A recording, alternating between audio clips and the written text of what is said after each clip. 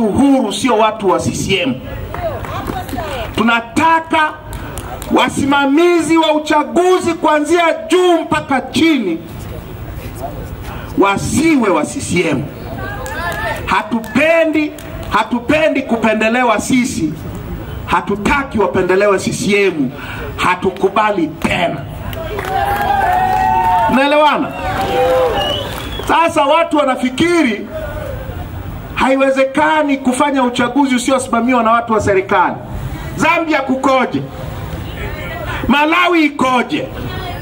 Kenya ikoje? Afrika ya Kusini ikoje? Wizi hawataacha. Tunahitaji kuwaondoa kusimamia chaguzi zetu. Namna ya kuwafanya waache wizi ni kuhakikisha hawasimamii uchaguzi. Huwezi ukamwachia fisi zizi la kondoo alafu ukamwambia asile kondoo. Haiwezekani.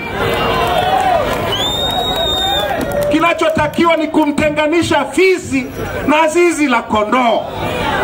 Sawa sawa?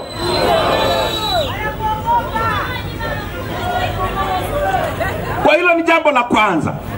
Tutengeneze mfumo wa kusimamia chaguzi zetu ulio huru, sio wa watu wa serikali na kwa ni watu wa CCM. Na hiyo ni pamoja, hawa mapolisi hawa wasiruhusiwe tena kuingia kwenye ndani ya vituo vya kupigia kura.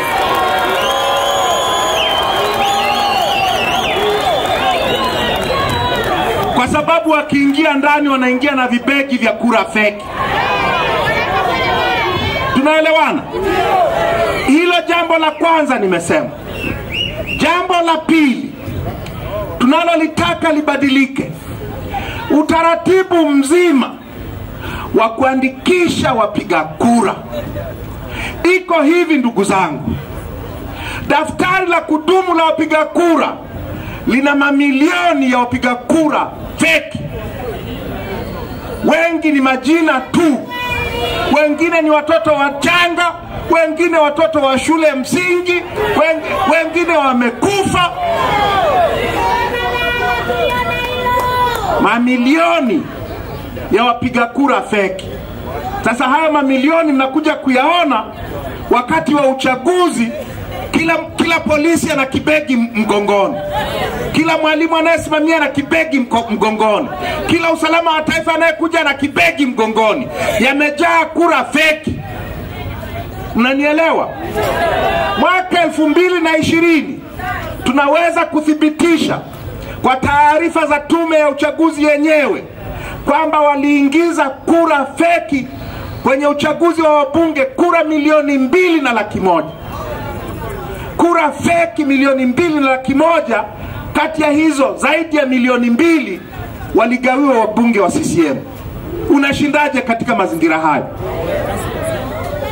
Unashindaje kama mapolisi, walimu, nani, kila mtu wanakuja na kura za uongo? Na hizo zinazalishwa na nini? Na hili daftari la kudumu la wapiga kura ambalo limejaa wapiga kura feki. Kwa tunahitaji daftari la kudumu la wapiga kura liandikishwe upya chini ya utaratibu mpya utakao tuwezesha kuchunguza mpaka wanakohifadhia hizo data za wapiga kura. Sasa hivi sheria haituruhusu. Sasa hivi sheria wakiweka majina ubaoni, huna namna ya kwenda kuambia hebu tuangalie kama ni haya tu. Kuna mamilioni mengine yako kwenye seva zao. Tunahitaji tuwe na mfumo kama wa Kenya ambao kila mpiga kura anaweza kukagua seva za tume. Vyama vya siasa na wagombea wanaweza kukagua seva, sio kusubiri majina yabandikwe ukutani. Wapiga kura lazima waandikishwe upya ili kuondoa mamilioni ya kura hewa hizi zinazoharibu chaguzi zetu. Hilo ni la pili. La tatu, na hili mnalifahamu sana, kuengua wagombea. Mwaka jana wameengua waliokuwa wanagombea wenye viti wa vijiji na mitaa zaidi ya 12,000.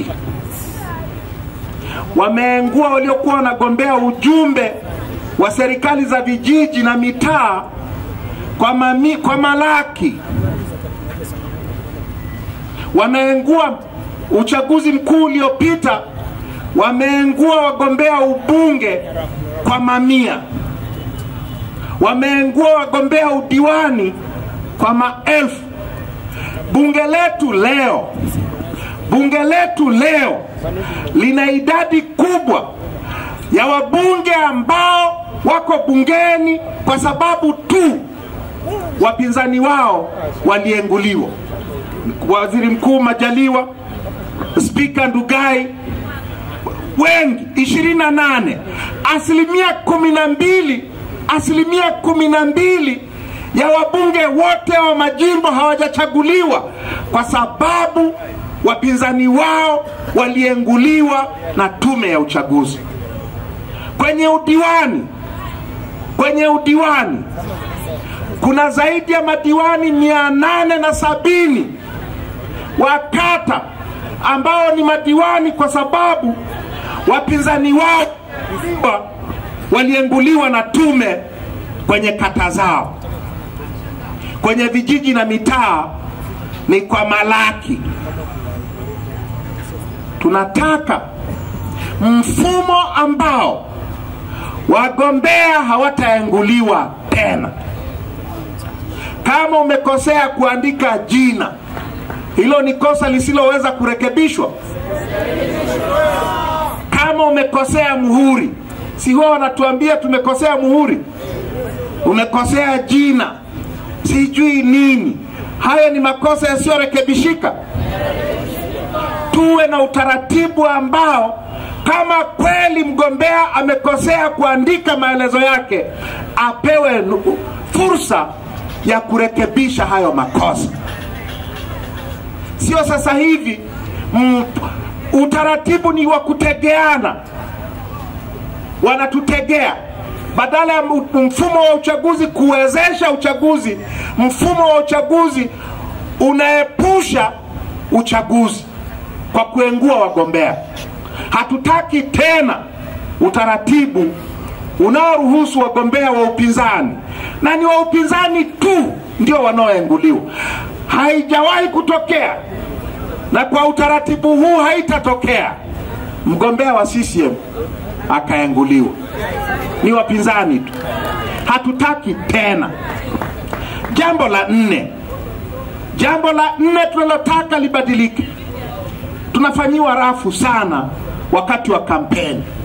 Ni mara ngapi wagombea wa upinzani wanapigwa mabomu na mapolisi? Ni mara ngapi mikutano yetu inavamiwa? Ni mara ngapi tunakamatwa kwa sababu za kishenzi tu? Ni mara ngapi tunazuiliwa kufanya kampeni? 2020 mimi nimepigwa mabomu, mgombea urais nimepigwa mabomu na mapolisi kwenye mikutano mitatu tofauti. Nimezuiliwa kufanya kampeni siku 10. Ukiuliza kwa kichini wanakuambia si unajua rais na yeye hafanyi. Wakati ule Magufuli walikuwa na pepea hivi, moyo unakwenda mbio. Kwa sababu Magufuli hafanyi kampeni, tafuteni namna ya kumzuia huyu Lissu, anatuvuruga sana. Hatutaki utaratibu wa aina hiyo. Hatutaki utaratibu ambao wapinzani wanafanyiwa vurugu za aina hiyo. Nimewaambieni yaliyomkuta Mheshimiwa John Heche na ni jimboni kwake Tarime vijijini. Jambo la 5, nyie mnafahamu wananchi habari ya mawakala. Kuapisha mawakala sasa hivi ni vita. Mawakala wa upinzani tu, CCM sijui huwa wanaapishiwa wapi, lakini wakala wa upinzani kuapishwa ni vita. Kupewa barua ya kitambulisho cha wakala ni vita. Kuruhusiwa kuingia kwenye kituo hata kama ana barua ni vita. Kubaki kwenye kituo mpaka mwisho kura zihesabiwa, matokeo yatolewe, vita. Kupata nakala ya matokeo ya kituo chake, vita. Tunataka utaratibu wote unaohusu mawakala ubadilishwe. Kusiwe na chama ambacho kitakuwa na mgombea kisiwe na wakala. Sheria itamke kwamba kila chama lazima kiwe na wakala. Lazima kiwe na wakala. Kama chama hakina wakala, uchaguzi kwenye kituo hicho haufanyiki mpaka wakala apatikane. Hiyo ndio itazuia hivi vibegi vya kura za wizi vinavyobebwa na mapolisi na walimu hao. Hilo ni la 5. La 6, ndugu zangu. La 6, tunataka wagombea halali walioshinda ndio watangazwe. Sasa hivi imekuwa kawaida. CCM wanashindwa, polisi wanaletwa, wana mabomu, wana bunduki, wana magari ya washawasha, wanakuja kulazimisha mgombea wa CCM ndio atangazwe. Nimetoka Nkasi kama nilivyosema. Tumefanya mkutano mahali panaitwa Ntalambo, wilaya jimbo la Nkasi kaskazini. Mahali Ntalamila ndio, asante. Wale watu wa kile kijiji wamechagua mwenyekiti wa kijiji tarehe 30 Novemba mwaka jana. Mgombea wa Chadema ameshinda kura 966. Mgombea wa CCM ana kura 634. Matokeo hayajatangazwa mpaka leo. Mimi nimekwenda ndio nikasema kama wao hawamtangazi sisi tutamtangaza. Mie ndio nikamtangaza.